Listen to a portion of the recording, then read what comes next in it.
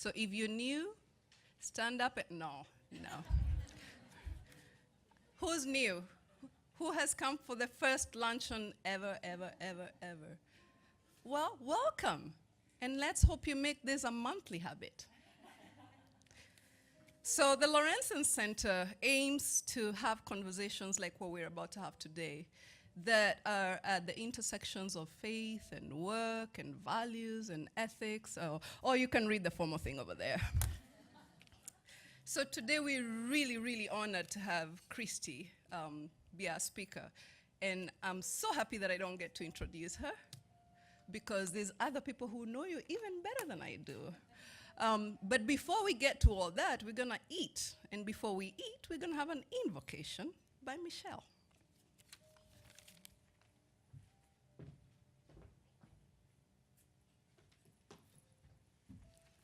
Good morning. Please, good morning. I should wait for a response for that. Please bow your head as we pray. Heavenly Father, we thank you for the opportunity to come and gather together this day. Thank you for the promise that where 2 or 3 are gathered, you are there in our midst.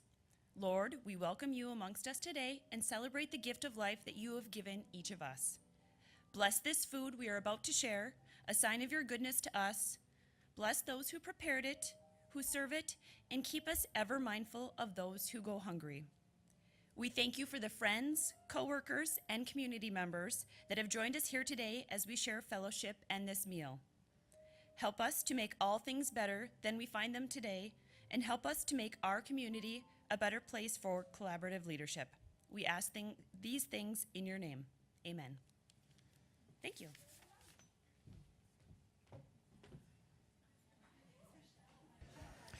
Good morning once again. Allow me to interrupt your munching and your chatting.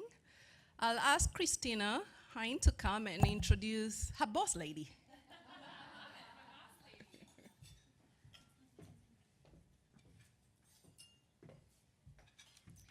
Faith, it's great that you began that way because when you asked me to do this, I thought, do I need a script for this? I mean, she's my friend, my mentor, my boss lady. But I do want to share a little bit with you about Christy for those of you who have not had a chance to meet her. I first met Christy back in 2010. I don't want to look at you. I'll probably get a little emotional.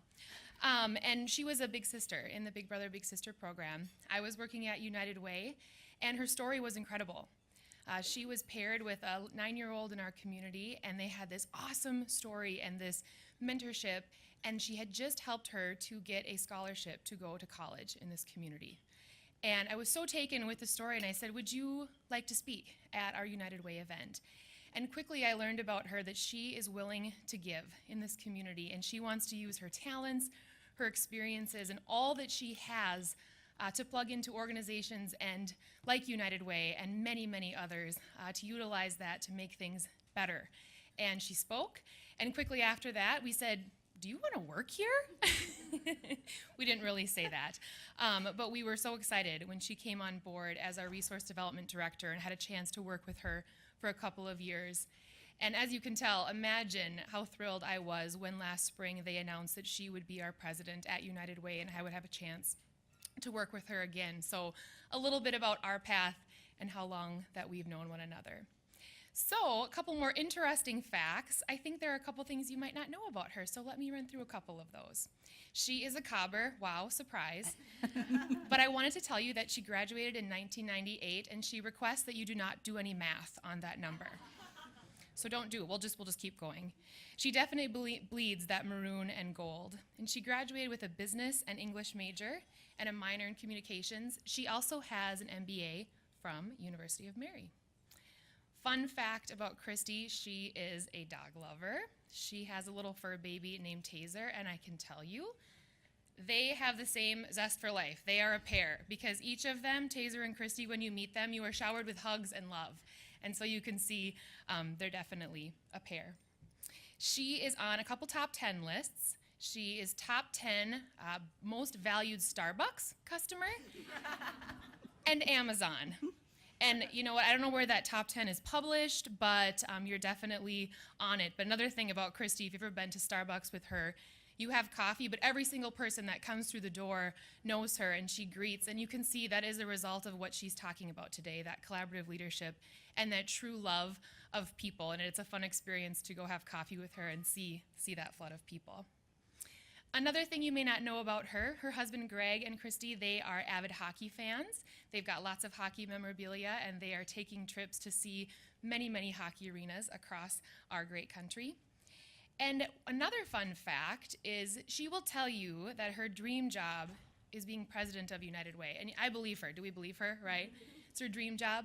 But if she had to pick maybe a second dream job, it might be working on the set for Jimmy Fallon and maybe writing some of those jokes. So really a fun thing to know about her. The last thing I'll share with you is that her favorite book is The Go-Giver. Raise of hands, who's had a chance to read that delightful little book? If you haven't, it's a short read, and it truly is about the power of giving and really what it can bring to your life. And then when I think about that book, it's definitely what I think about when I think about Christy. So a little interesting thing about her is when I thought about how does Christy Huber see the world? You know, it's always interesting for me when I meet people and have the honor of working with them for so long, what is their lens that they see that world through? And hers is perspective. And she's going to talk about that today. You know, how can we learn those perspectives from others? And you can see that in the way that she's an active listener and she's truly engrossed in what you're saying because it's so important to her to see your perspective and then to figure out how does that fit in this greater community? And then on the flip side, how can she utilize her own perspective to bring value wherever she goes? And so it is really my honor to introduce my friend, my mentor, and someone that has taught me a lot about being a good employee, being a good team member, but most importantly, just a really good human being. So please help me welcome Christy Huber. Thank you, Christy. That was so nice. That was like fabulous. Thank you. That is so kind.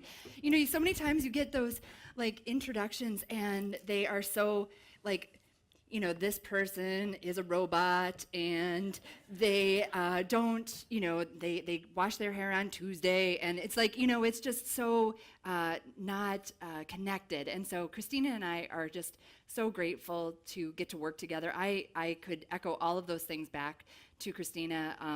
It is really, really, truly an honor to work with her and the team. And so you'll hear a little bit more about them later. But thank you, Christina. That was so incredibly kind. It is really great to be with you today.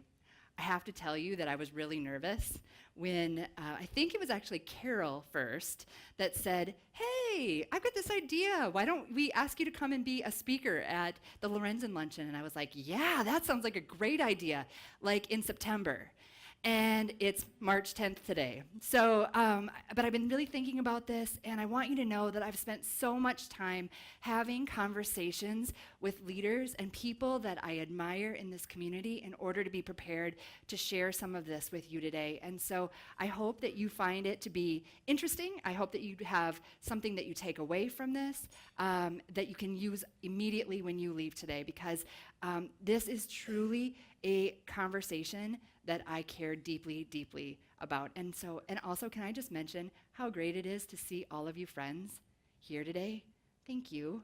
This really means a lot to me. It really, really means a lot. So, and some new friends that I see. I don't have friends and not friends. I just have friends that I haven't met yet. And I hear there's some Oak Grove students here. So welcome. Where are you at? Can you raise your hand? Welcome. Great to have you here.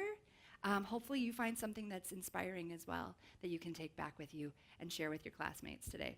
So my background is class of 98. I serve on the alumni board, the National Alumni Board, and it's scary to me because we give away some really important awards. We as part of being on the alumni board, we give away the AAA award winners. So those are the people that are alums that have rocked it out beyond our imagination, right?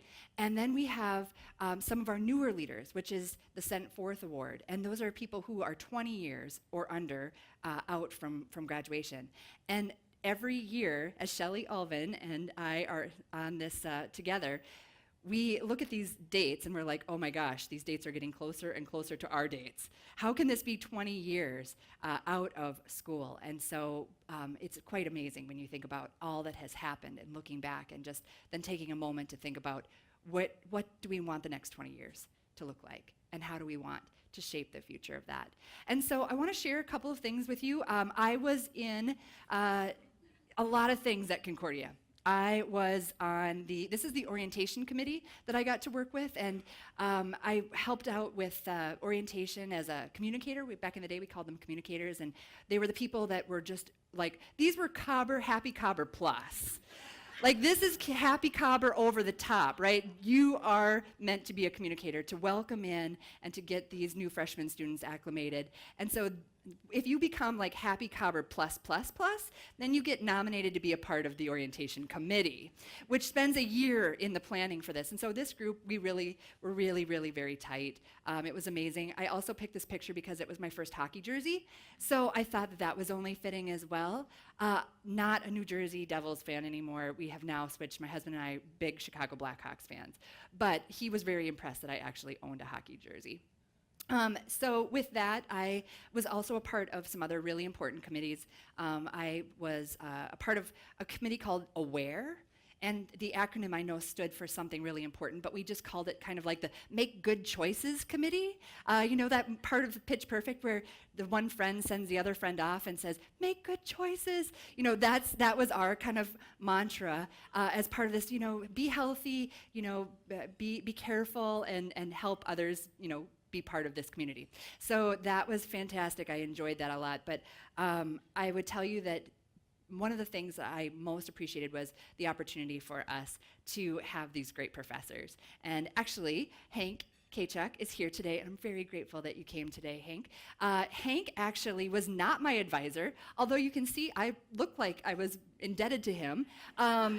On the graduation day, like, you passed me, and I made it through. I was actually I was a double major in English and business, and I just happened to fall into communication and started taking some classes from Hank. And my first class, I think, was intercultural communications, which we were just talking with Jessica about. And actually, Hank, I wanted to let you know, I was looking through papers, and I actually found one of my papers from October 1996. I got an A- on it, so if you take a look at it again, I'd really like it if you'd reevaluate it. 1 point down. Okay, we're just gonna leave that there. Current standards. Oh, let's not even talk about that. It'd probably be a C, but because the work is so rigorous here, and part of what it was is it was really great to meet Hank, and then he talked me into going on to a May Sem, so I spent the month of May going to Athens, Rome, Munich, Paris, and London, and it was a fantastic opportunity to travel with those 12, 13 other people and Hank. And Hank's always challenged me to think about the world in a different way. And I would stop in and see him in Olin in his little corner office and sit on the couch and just, you know, talk. We'd talk. And we'd have these really, I think, valuable conversations. And so after I came back from the May Sem in May, then that following fall, I was nominated to be a part of the homecoming court. And so back in the day, I don't know if this is still the tradition, but we get to select someone who meant a lot to us as a professor and someone connected to the college to help us as we kind of came in. And so I asked Hank if he would be that person for me. And then also just, you know, has stayed as a mentor throughout the years. And so very appreciative of all that he did, and many of the other professors that were just fantastic. But where this really connects in is that I had to do a research project. And I don't know, Hank, if you remember this research project, because it was kind of far out there. But in communication, I wanted to look at email. And actually, email in 1997 was just getting started on campus. I know, Alex, isn't that just silly? You were probably born with a phone texting in your hand. Alex and I get to spend some time together too on the National Alumni Board. And you know, I read this article and it spurred me thinking, does email build community? So the research that I had done or that I had read was about truck drivers and how they had business band radios. and how using these business band radios created community. So I thought, you know what, email, this is kind of new. Why don't we kind of take it to the next level and ask some people in the Concordia community, as you use email, are you feeling like you're building community? And ultimately, the answer was no. The answer was it was a tool. It wasn't a community builder. But I think it's going to be interesting as we get a little bit further down into the conversation today, because I think that this will come back up. In fact, I know it's going to come back up because I know what is in script. So my role at Concordia, I think, really did, as I look back, I look at all the things that I got to be a part of, and I would tell you that when I look back and I see patterns, that's something I like to do. I look for patterns. There's a book called The Noticer. I don't know if any of you have read that book, but looking at what are those things that connect. And obviously, it would be really clear if I had just looked back and said everything that I volunteered for, everything that I wanted to pour my heart into and be a part of, actually had to do with community building, about making connections, the AWARE committee, orientation, being on Student Senate, all of those things. It was really important to me to be in community. And so I think that prepared me for the role at United Way. I got to work with John Mahacek at United Way as well when I was the Resource Development Director, and we talked a lot about this intersection that we make, the United Way does, in this community. We work with nonprofits, we work with for-profits, we work with the philanthropic side as well. But we get to work with really great nonprofits, like the one that Robin Nelson runs at Boys and Girls Club, and we are about being in community there as well. And so for me, this intersection felt very, very comfortable. I also want to say that I'm a better teammate, and I'm a better community member when I get to work and collaborate. This is our team at United Way. This was kind of my dream come true. I appreciate Christina Hines so much. We wanted to do something really special. That this will tie back also into how do we build community.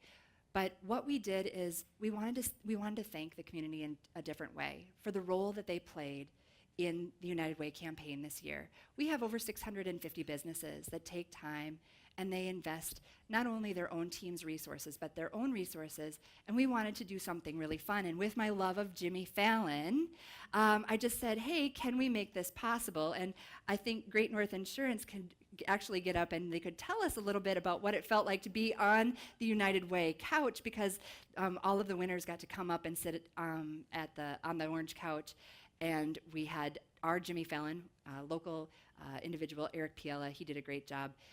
But it was about celebrating. It was about being in community and celebrating together.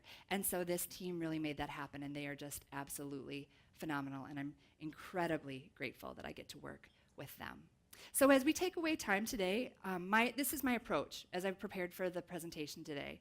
My approach was that through community building and relationship building, we can maximize the influence that we each have. And this influence is something that I keep seeing pop up in my Twitter feeds, in my Facebook feeds. You're probably seeing it as well. This idea that everybody wants to know how to have influence. And here's the great thing. You already do. You have influence right where you're at today. Whether you're at Oak Grove, whether you're at Dale Carnegie, whether you're at Code Girl, you have influence no matter what your role is. And so how do we maximize that in order to build community? Also, I want to share some observations as we think about how do we go forward in building this community. I want to share some insights with you as we think about you as leaders in your community and also leaders in your companies. And I want to just try to give you some suggestions so that when you walk out the door today, you know you have something that you need to do right away when you get out and get into your car, whether it's sending an email, sending a text, or making a phone call. But I think that overall, the reaching theme for today is truly like, if we are going to build community in our businesses here in the Fargo-Moorhead, West Fargo area, we have to have a foundation in everything that we do. And that foundation has to be built on the ideas of perspective, valuing the belonging of our community, and value the trust of our community as well. And how do we build that trust? So between these two ideas, I love this image. Today, hopefully, you'll come up with the best idea. So this idea of perspective. When we think about perspective, this word literally haunts me. Have you ever had a word that has haunted you? No? Okay, so it's just me? Okay, great. Thanks for the support there. So, no, this idea just keeps coming back and keeps popping back up. How do we look and how do we value, how do we take all of these perspectives together in order to see the world in a more meaningful way? And so let's take, for instance, Shara, on this side of the room, you get to see this angle. I hope it's a good angle. And over here on this, Chuck, you get to see an angle here, but the angles are different, aren't they? So you aren't seeing the full angle of the room. You don't see Carol in the back. She gets to see a different perspective, right? So what would happen if you intersected your perspectives in this room together? How would you see this room in a different way? How would that change the way that you interact with somebody that you're sitting next to if you understood the full value of that 360 degree, right? So, and I know that this is becoming even more and more important because we now have realtors that when they go to sell a house, what they'll do is they'll set up the camera and they'll do the 360 angle, right? In order to get the full value, right? Because it gives you the full picture. Or what about Google? Driving around, taking pictures of our neighborhoods so that when we want to look up perhaps my old address in South Dakota, in Sioux Falls, so that I could find out that Travis Christopher, who is our resource development director, actually lived a block from me. At one point in time in 2001, 2002, we can actually see the houses because of this, right? Because this 360 degree is so important. And so I hope that, you're starting to see the idea that, we have come today from all different journeys. Some of us are starting to look at college. Some of us are looking at retirement. Some of us are coming from these really rich experiences. And without stopping to take the time to bring those perspectives together, we are losing out as a community. We're losing out on that opportunity for that richness. And so I think that, it's about this idea of slowing down to speed up. It's about making sure that we are taking time, and it seems like it's less efficient, but incredibly, when you ask those questions of perspective, it's incredibly more perspective. In order to gain perspective, I have a lot of conversations, and that's why Starbucks loves me.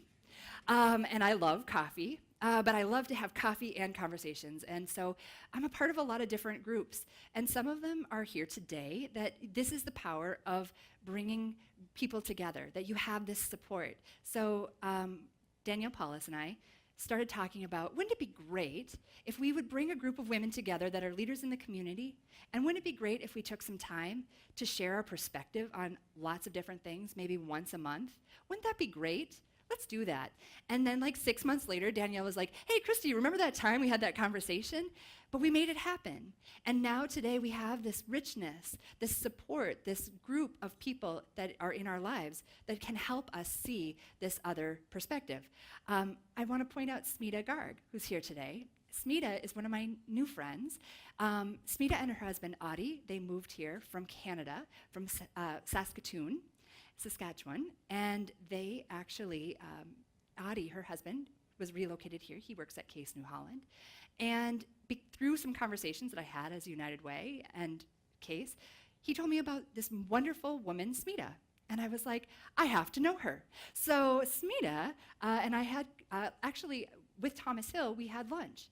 And just having this opportunity to have these conversations and this dialogue, now having Smita in this community is richness for us. If I had not taken the time, and Smita hadn't taken the time to have those conversations, think about what we would have not unlocked. What we have missed. And so I just encourage you that each and every day as you have these connections, don't let them whisk by. Take a moment. Take the moment, take the time, have the conversation. It's incredibly valuable. So, and also, it's really important. I know that I'm doing a lot of talking today, but I will tell you, I really do like to listen. I really do. I know Hank is like, yeah, right, I know you. But I really do, and I think that that is incredibly important. So I would like you to take 1 minute, and I want you to turn to the person that's next to you and talking about this perspective. And I'd like you to ask that person that you're sitting next to. As you see, I'm drawing this out so you can think. You can have a minute to think. But I want you to turn to the person next to you, and I want you to ask them, what is the biggest challenge that you think is facing the Fargo, Moorhead, West Fargo community today? And then I want you to ask them, why do they believe that that challenge exists? So 1 minute, you get to pick which direction you turn, and if you're at an odd number, include, bring people together, right? But take 1 minute and ask those questions. Go.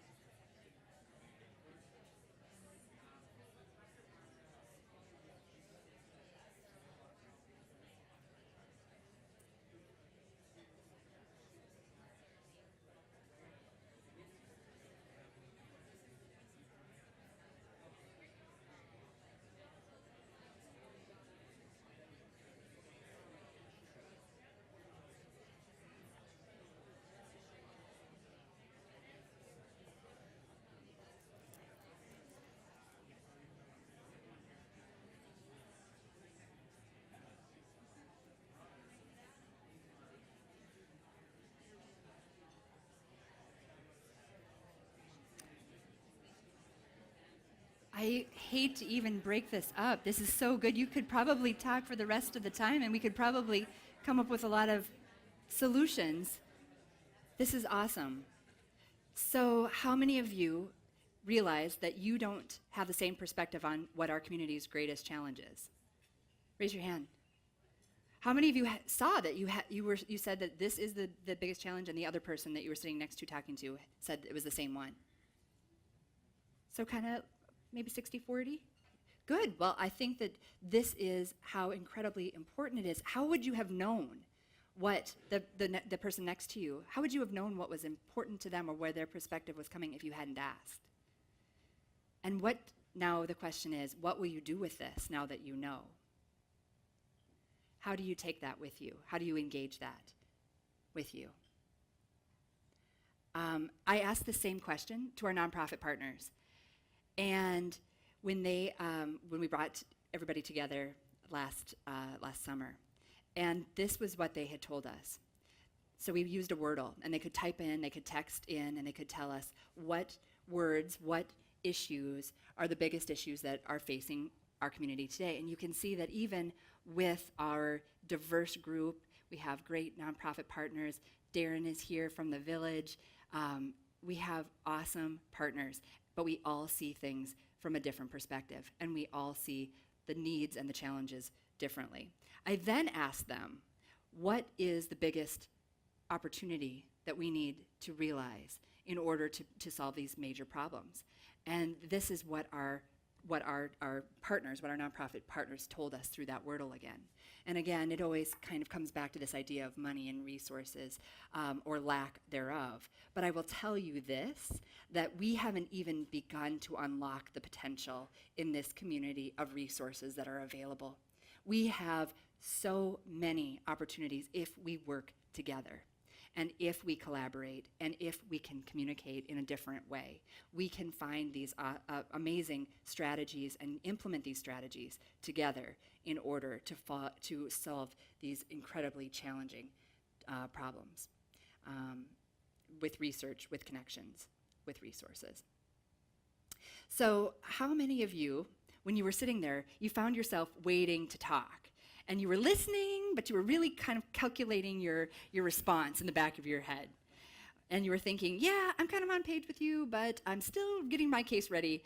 And so you weren't fully in listening mode. It's all right. I won't ask you to raise your hand because I know that I've been there. But again, I would just put that forth as kind of something to take away with today, that you aren't truly listening if, and I see one kind of nudging the other, hey, are you listening to this? Are you writing this one down? You better take a picture of this one. Because truly, if we aren't communicating, if we're just waiting to have our opinion put forth next.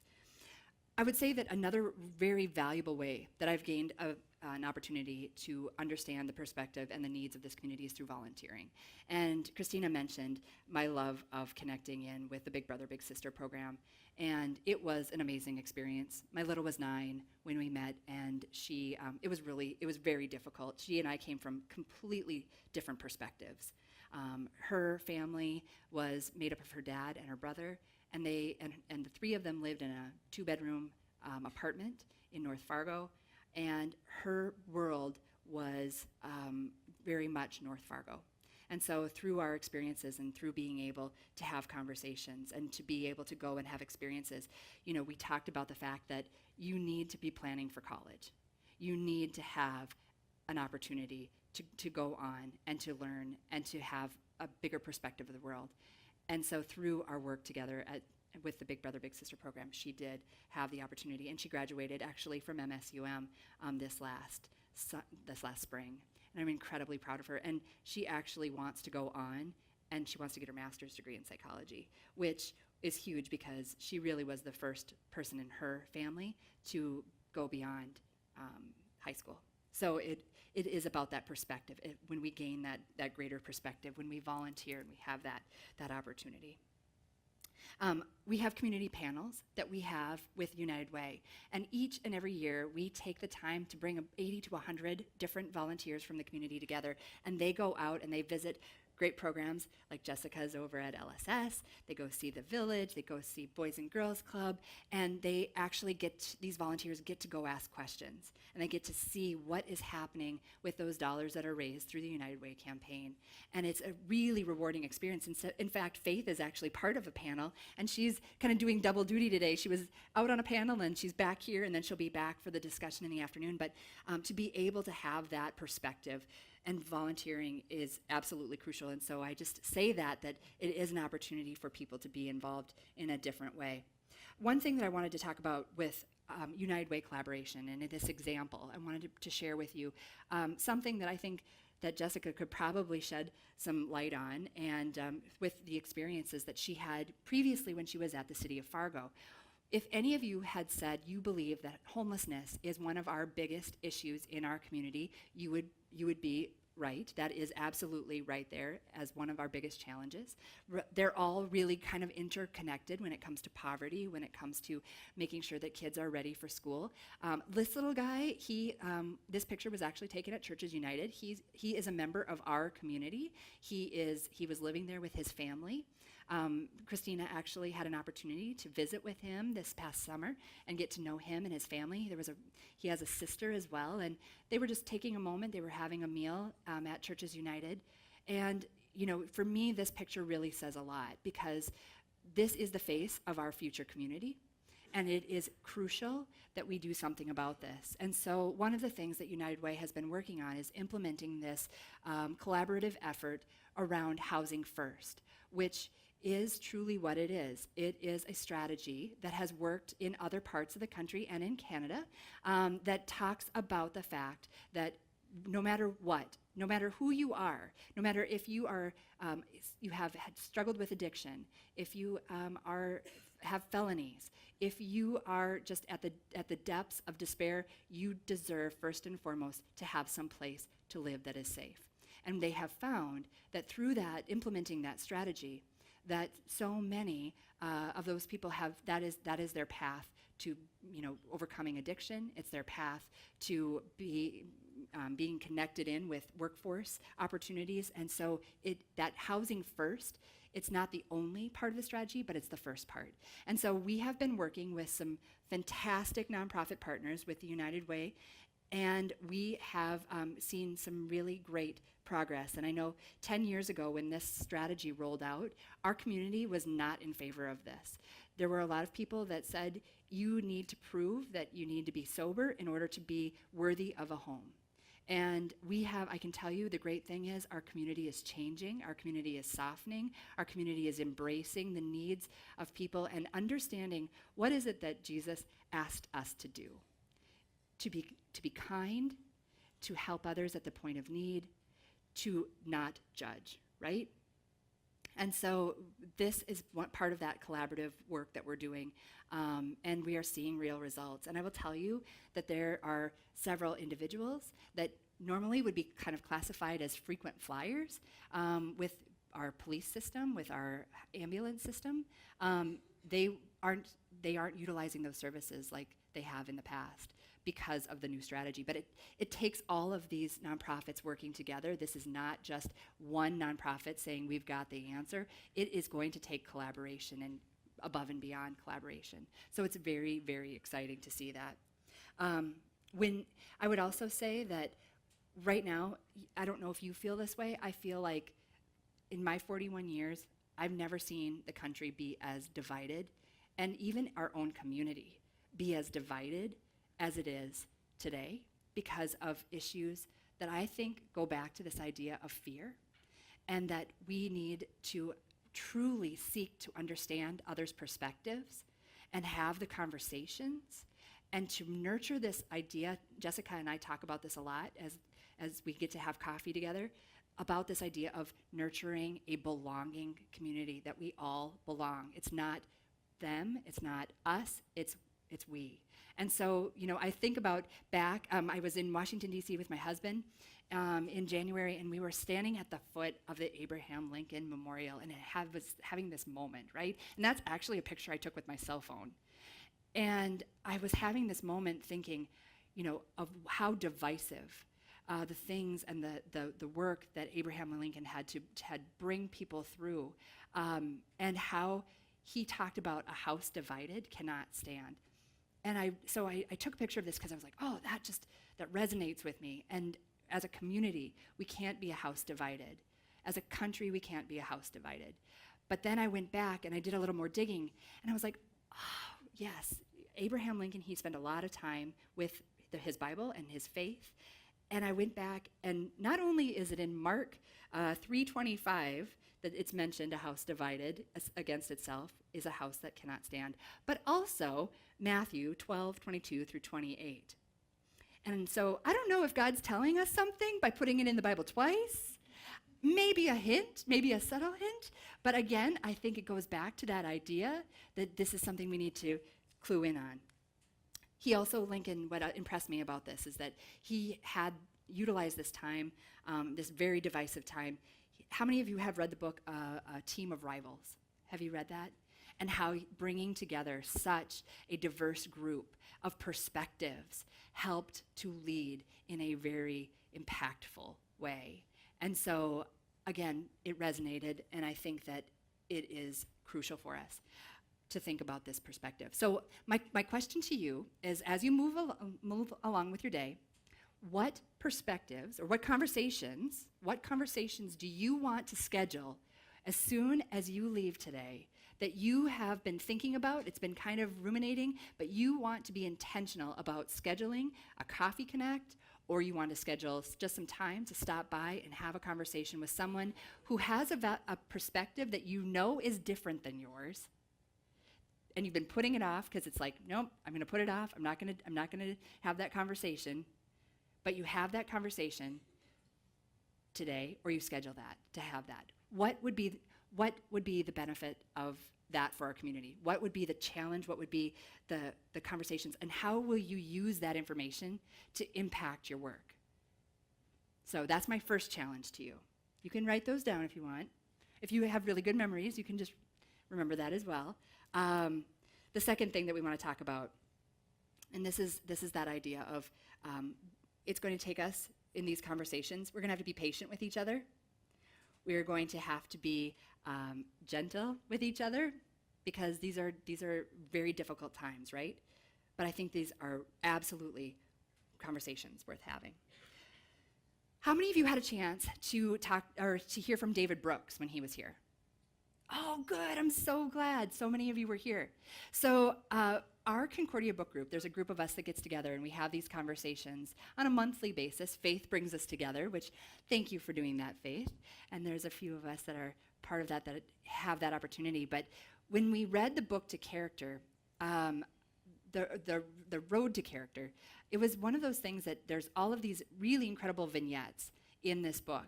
And when he was here and he was speaking to us, he was talking about this idea of how important it is to belong and how important for a community it is, and as a country, to feel like we belong. And so I loved this quote that he talked about. He said that the daily activity that contributes most to happiness is having dinner with friends, or watching Scandal, or whatever show it is that you might get together with your friends. But the daily activity that detracts the most from happiness is commuting and that isolation. And so he suggests we eat more and we commute less. I agree with that.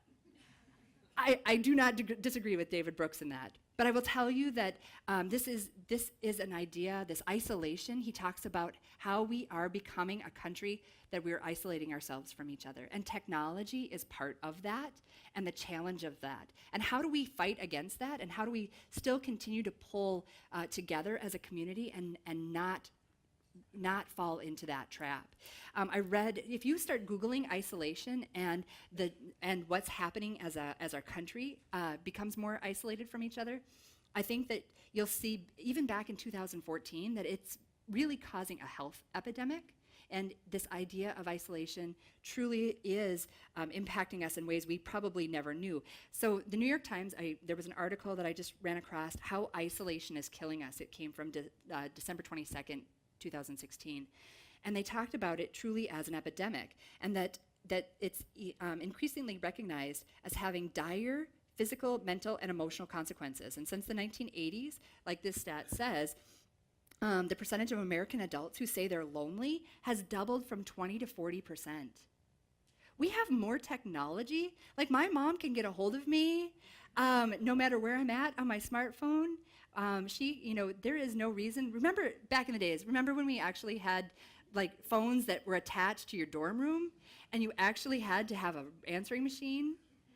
And maybe some of you, you Oak Grovers, you were missing out. It was good times. The answering machine messages that you could put together with you and your roommate, it was one for the books. But to be able to have that connection and have the fact that we have people feeling even more lonely is surprising to me. Also, over 1/3 of Americans older than 65 now live alone, and half of those over 85 do. People in poorer health, especially those with mood disorders like anxiety and depression, are more likely to feel lonely, and those without a college education are least likely to have someone that they can talk to about important personal matters. A wave of new research also suggests that separation is bad for us. Individuals with less social connection have disrupted sleep patterns, altered immune systems, more inflammation, and higher levels of stress hormones. One recent study found that isolation increases the risk of heart disease by 29% and strokes by 32%, just because we're lonely. We can do something about this. We have an opportunity to take a stand as a community as well. And the United Way gets to work with really fun programs like Community of Care out in Castleton that connects people in with senior citizens and gives them that opportunity to engage with them. And we're finding that it's keeping senior citizens out of the assisted living and out of nursing homes and saving millions of dollars because they have connections and because they're making these connections and they are intentional about those connections. We also have to realize that this is having an impact on our kids and our future community. And that when we think about loneliness and how it can accelerate cognitive decline in older adults, and isolated individuals are twice as likely to die prematurely as those with more robust social interactions. And socially isolated children have significantly poorer health 20 years later, even after controlling for factors. All told, loneliness is an important risk, and it is dividing us. We can't continue to operate in silos. We can't. Community is meant to bring us together. And so, like Hank and I realized, email doesn't create community, and Facebook doesn't necessarily create community. And in fact, how many of you, when you were on Facebook, how many of you are on Facebook? How many of you thought that it was barely tolerable to be on Facebook between November and January? Yes, right? It was barely and many times I was like, honey, this is it. This is my last day on Facebook. And it kept bringing me back. But I saw these things that people were fighting, and they were having these disagreements. And the reality of the people on Facebook that, they're arguing and they're shouting, and I know they're shouting because they're typing in all caps. And they're mad, and they're unfriending each other, and families are unfriending their families. For what? To become further isolated? Incredible. And we as a community, we saw this. It was becoming even more and more divisive. And so when we fail to continue to have these conversations, and we fail to actually connect on those real bases and have those true conversations, we are missing out. In order to unlock the greatest potential for our communities and our businesses, we've got to start fostering environments of all of us. One of the things that I had, probably the biggest surprise, I was in a conversation and I was talking with somebody, and they were telling me a little bit about how they and their spouse had gone back to the farm, and they had these conversations with people that they went to high school with, and they were talking about the election, and it was one of those things that obviously they were on two separate stages and two different points of view. And they walked away from the conversation saying, I thought that those were my people. I thought those people that I spent my first 20 years of my life with, I thought that they were my people. Guess what? They're still your people. You just don't agree on one or two things, right? But it's not okay. We have to stop that in our community. If we are going to have a community that is robust, and we are going to have a community that's successful, we are all in this together. We are all in this together. And this book by Peter Block, it just mesmerizes me because it talks about this idea of how do we belong, and how do we look at a community, and how do we look at a community belonging. He talks about belonging having two meanings. First, to be related and part of something in its membership, the experience of being at home in the broadest sense of the phrase. It's the opposite of thinking wherever I am, I'd be better off someplace else. Or that I'm still forever wandering, looking for that place where I belong. The opposite of belonging is to feel isolation, and always, always in the margin as an outsider. To belong is to know that I am with friends. And I tell you this, I know the fact that when I moved back to Fargo about 15 years ago, that was the loneliness that I have ever been. I've never experienced it. I had an apartment, and it was just myself, and I would sit and I would cry because I was so incredibly lonely. It was a hard town to break into. I didn't know where to find friends. I had a new job. I didn't know. My community came from my church. And there was a group of girls that I got to hang out with, and we were the singles group, but we were all girls. So it was kind of an interesting dynamic. But that community, I will tell you, saved me, and is why I have a passion today for helping other women connect in with this community through Women Connect, through 35 Under 35. I never want anybody to feel like I felt. And I don't want other people coming to this community, no matter who they are. If they look like me, if they don't look like me, I don't want anybody to feel like that. There's no time to do that. We're wasting time when we think about them and we think about me and us. So it hits a spot. The second meaning of belonging is that with the word, it means to belong to something, that something belongs to you. So the community belongs, that I feel like I belong to this community and it belongs to me. And I'm going to do things to invest in it, to make it better, to give of my own resources and my time in order to make this community the best that it can be. And so that other idea of belonging, I think it's always so interesting how those two words can really play on each other. But truly, I ask you this question: what are we missing because we aren't drawing more people in? There's some really great things that are happening because people are coming and bringing other people together. You know, Elam has a daycare and a senior citizens center together. And so in that there is that connection that's being made, that belonging. Cardinal IG is an amazing company in our community, and they're connecting in with new Americans and bringing them in and helping them find a place where they can have that work and that meaningful for their family. We're seeing other companies that are reaching out, and for people who are struggling with addiction or people with felonies, we're seeing that connection being made. And that is good because I tell you, with a community that has a 2.3% unemployment rate, we need all of us together in order to be successful together. So why aren't we collaborating?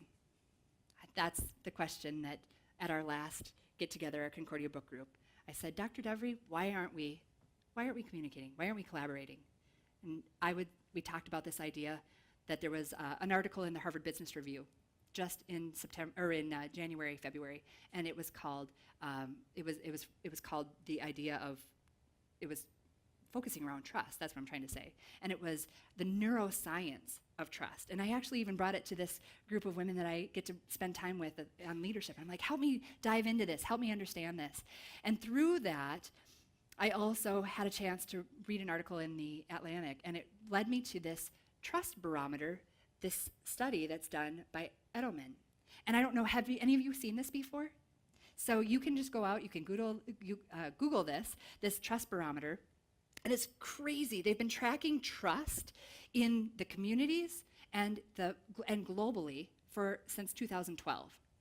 And I'm not happy to come to you and tell you today that trust is at the lowest spot, but I don't think that anybody's surprised, right? The good news is, what this study is telling us is that people don't trust government, media, non-governmental organizations, but they do trust their peers. And if anybody's ever bought anything off of Amazon, you understand where that is coming from, right? Oh, which pressure cooker do I need to get? Well, Chuck got this one, so obviously if Chuck knows pressure cookers, that must be the way to go, right? But what this study is saying, and if you take some time and you look at some of the top 10 ideas that have come from this, that we as peers have this idea of influence, which goes back to what we talked about really at the beginning, and having this idea of influence, and that you have influence if you want to have positive influence or if you want to have negative influence, but you have influence, and you don't have to be the CEO, and you don't have to be the president of anything to have influence and to utilize influence in a really powerful way. So this stat actually came from the Harvard Business Review article. And it talks about then, not only from a community working together, what do we need to do as companies? And I know that there's a lot of business owners in here. Nick is the owner of Great North Insurance. I think that as a company, we need to think about building trust as well, because it starts day in, day out. And when we think about it, and going back to this idea of the neuroscience of trust, I wanted to understand why people trust. And so did this study. And they would tell you that there's actually a chemical in the brain that is triggered when you are faced with a decision: should I trust or should I not trust? And so what this study did is that they did blood samples between decisions that companies would make and decisions that individuals would make. And they studied that. And they came up with a list of ways that you can actually build trust in companies. So I'm not going to share all of them with you, but I want to focus on about 4. The first thing that they would say is recognize excellence. And this is why we went back and we celebrated as a community together on reaching the $5.7 million community goal. This is why we took the time to plan something special, to bring people up out of the audience and have them be a part of something bigger, because it's important for us to truly take that time and to recognize excellence. But we also need to be doing this in our community too. This just can't be on a company level. We need to take the time. And in this community, we know that there's a lot of feelings around who gets to be the biggest nail, right? Or who gets to be lifted up. Sometimes in the past, that's been something that has been, oh, no, this is just the norm. This is just what we do. This is who we are. We're good old Minnesota nice, North Dakota nice. But if research tells us, we need to be celebrating that excellence. We need to also induce a little bit of challenge stress, which at first I thought, what, is this kind of like when I go to the trainer and, she's like, you can do one more push-up. And I'm like, no, I can't. It's too challenging. It's stressing me out. But what it is truly is, when you work on a project together, when we as a community come together and we work on a project together, kind of like what's happening with the Mayor's Blue Ribbon Panel for Addiction, this group of 60 plus organizations is coming together and things are being done and momentum is moving in the right direction. How do we truly slow addiction, and how do we help more people in our community? So by that, not only do we need to celebrate the wins along the way, the milestones, but we also as we work together in this challenge, we win, we feel that greater sense of empowerment together.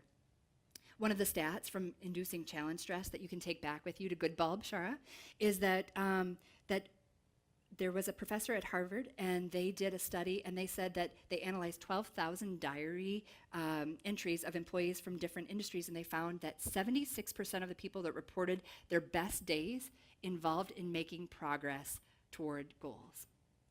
So it's incredibly important. Also, sharing information broadly. This is how we're going to build trust in our community. And I will tell you that one of the best examples, I think, is just recently with the Fargo Public Schools and their mill levy vote. And the United Way gets to work very closely with Dr. Schatz and his team over at the Fargo Public Schools. But I will tell you that they did an incredible job of sharing information, and they shared it broadly. He, as a superintendent, did over 100 different presentations to Rotary groups, Kiwanis groups, to PTOs, to other people that care about kids in this community. And through that, we saw a major swing. So the first time that had been on the ballot, they lost by 60-some%, and this time they had over 74% approval. And part of that is the coordination, the building of trust, the unpacking of the work, and the bringing of together of what this truly means for our community. And so I lift that up because I think we can't share enough information in this community. We can't be too transparent with each other. The fact is, if we don't, we are not going to unlock all of the opportunities that are possible for us. The last thing I want to bring up is just this idea of intentionally building relationships. Going back to what we talked about perspective and gaining perspective, and the fact that we have to be intentional about this. We know that it is so important for managers to spend that time, that one-on-one time with their employees, listening, building the relationship. They know that they care about them, that they want what's best for them and their families. I think our community wants that too. And I think that that's a real opportunity that we haven't been taking full advantage of, is truly building relationships and with people that don't always see the same things that we see and see it the same way that we see it. So these are just a few tactics, and take what you want. I hope there was something that resonated along the way. I am deeply, deeply appreciative to have the opportunity to work in this community. I love this community. For as hard as it was to start to be a part of this community back in 2002, it is so rich now. And I think it's because of the things that I've invested in, because of the people that I've had an opportunity to work alongside, the people that inspire me to go above and go beyond in order to help more people in this community. And I just want others to feel that too, because I think our community is worth it. I know our community is worth it. We have so much going for us that if we don't, we're going to look back and we're going to say, how could we have missed such a great opportunity? How could we have missed something to become something brilliant together? And so with that, I challenge you. I challenge you to have those conversations today. I challenge you to have those conversations and think about what it means to belong, and how do you reach out to somebody and help them belong today. And then I also challenge you to build trust in a new way with one of these different ideas. Our community needs you. Our community appreciates you. Thank you for the opportunity to serve with you. And with that, any questions? Yes.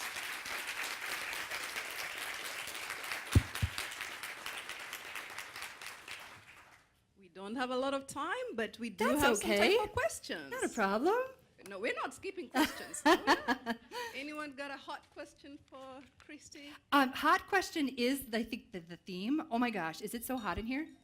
Are you like in a sauna? Are we doing hot yoga right now? Yeah. Did I miss it? No? Okay. All right. Anybody got a question for Christy? Go easy on me, John. Oh, I'm not. No, I actually don't have a question, but it's two nuggets. One is, I want to say with Christy coming into the United Way, what I appreciate about Christy and this, through her leadership is that she didn't come in thinking, hey, I'm the boss now, I know everything. She came in and asked a lot of people a lot of questions. So if you ever do have coffee with Christy, she'll ask you about 1,000 questions because she wants to learn, she wants to know more and do better. And so I think that's a good example for leaders to do that. Just, put the ego aside and just work together, collaborative.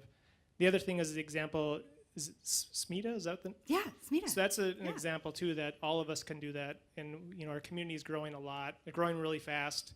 More people are moving here. More students are choosing to stay here.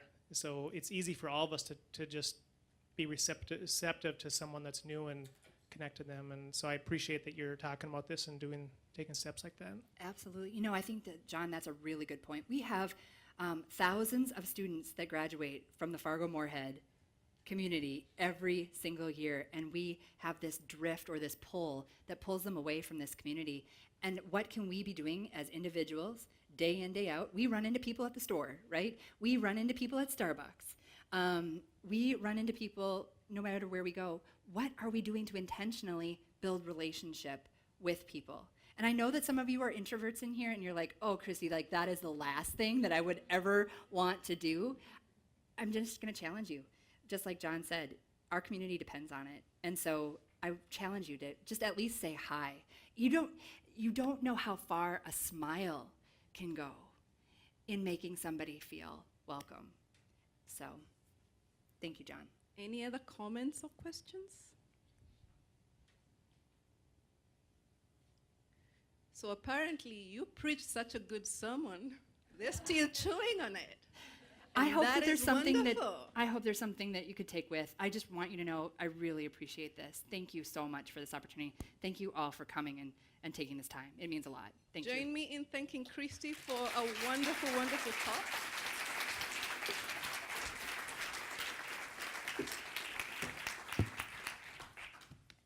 And I'm not going to try and summarize it, but I do really love that idea of perspective taking. And because we will build on that idea next month, you see those little cards on your desk, on your tables? We'll be talking about how to build, how to cultivate inclusive organizations and communities next month in our last event of the academic year, which is our half-day conference. And because the school year will still be running, we'll have that downtown at the Radisson. So please come and let us continue these conversations. How can we make our organizations and our communities more inclusive? How can we be able to take perspective? And as a newer member of this community, like you, well, I wasn't lonely when I got here. My job required me to keep talking to people, so thank you, my job, for making me talk. But seriously, please come. Let us reason together and find ways to make our community and our organizations more inclusive. Thank you so much for coming. And again, the new people, let's make this a monthly habit. Have a good day.